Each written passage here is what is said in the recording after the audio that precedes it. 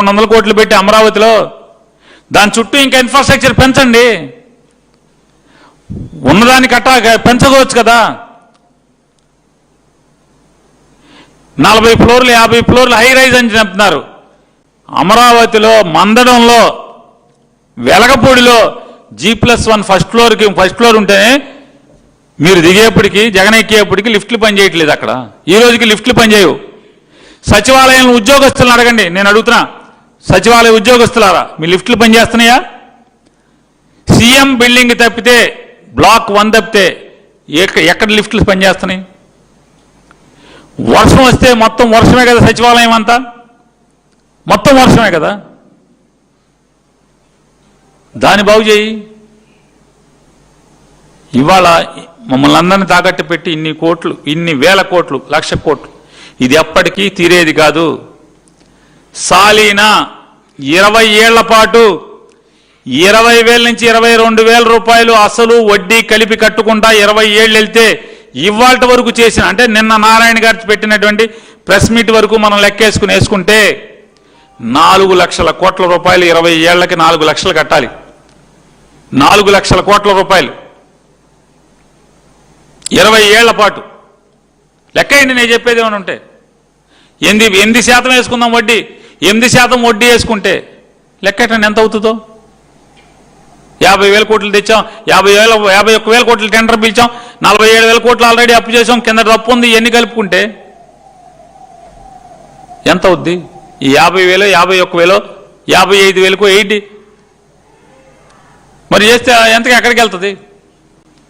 అంటే 20 సంవత్సరాలకి అప్పు తీర్చాలంటే 4 లక్షల కోట్ల రూపాయలు రాష్ట్ర ఖజానా నుంచి ప్రజలు కట్టాల్సి వస్తుంది. వడ్డీ రేటు పెరిగితే ఇంకా పెరుగుతుంది.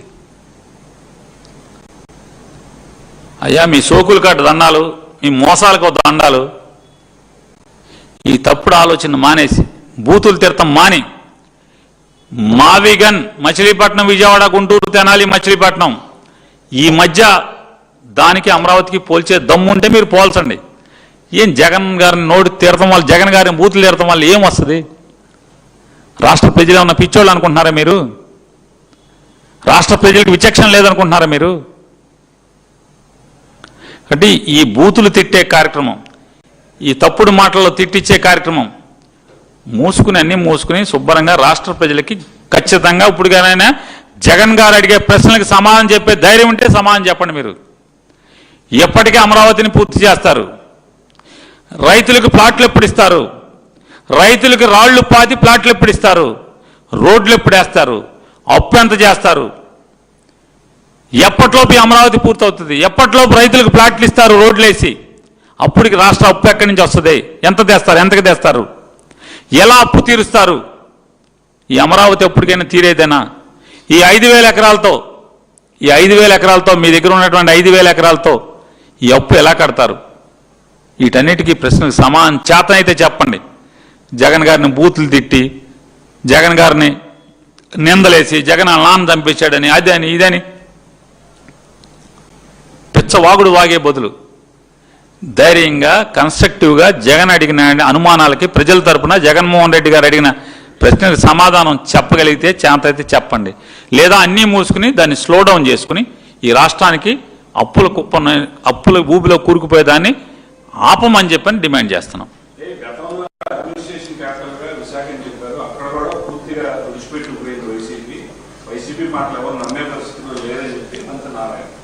మంత్రి నారాయణ గారు నిన్న ప్రెస్ మీట్లో అన్నాడా? ఏమని? వైజాగ్లో క్యాపిటల్ అన్నాడు. వైజాగ్లో క్యాపిటల్ అంటే అన్నా కూడా అక్కడ తుడిచిపెట్టుకుపోయాడని. 2019 ఎలక్షన్లకు వచ్చేప్పటికీ అమరావతిలో క్యాపిటల్ అని చెప్పని మట్టి మీద డొల్లాడారు కదా. దేశంలో ఉన్న నదుల్లోంచి మట్టి అంతా తెచ్చారు, సాష్టాంగ పడ్డారు ఆ మట్టి మీద. ఇదే రాజధాని అని చెప్పారు, తాత్కాలికం అని చెప్పి కాసిన బిల్డింగ్లు కట్టారు. మరి తాటికొండ, మంగళగిరి, పెదకూరపాడు తుడిచిపెట్టుకుపోయారా మళ్ళీ నారాయణ గారు, చంద్రబాబు నాయుడు గారు? అమరావతిలో రాజధాని అన్నారు కదా, మరి తుడిచిపెట్టుకుపోయారు అంటున్నా. రేపు 2029లో కూడా మీరు ఎన్ని మోసాలు చేసి జనాన్ని అప్పులు కుప్ప చేసి రాజధాని పేరుతో రైతుల్ని కాల్చుకుని ఏడిపించి అమరావతి జగన్ మావిగన్ అని మీరు ఎంత ఎకిలి చేసినా తాటికొండ, పెదకూరపాడు, మంగళగిరి అది డీలిమిటేషన్ అయ్యి 6 ముక్కలైనా సరే మీ మాడు పగల కొడతాకైతే మిమ్మల్ని మీరు తుడిచిపెట్టుకుపోతాకైతే రెడీగా మాత్రం ఉండండి అని మాత్రం హెచ్చరిక చేస్తున్నా.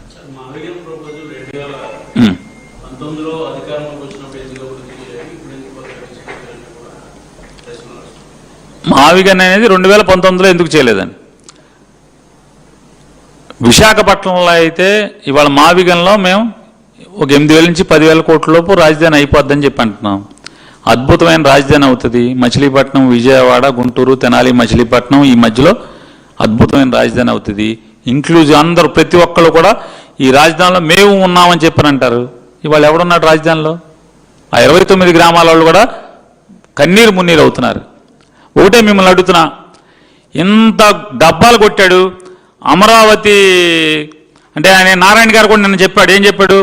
అమరావతి రైతులందరూ వచ్చి దండాలు పెట్టి మాకు అర్జెంటుగా పార్లమెంట్లో పెట్టేసేయమని చెప్పన్నారు. పార్లమెంట్లో లోకేష్ టీవీ చూస్తా చప్పట్లు కొట్టి వీడియోలు దిగాడు. పార్లమెంట్లో గ్యాలరీకి వెళ్ళాడు.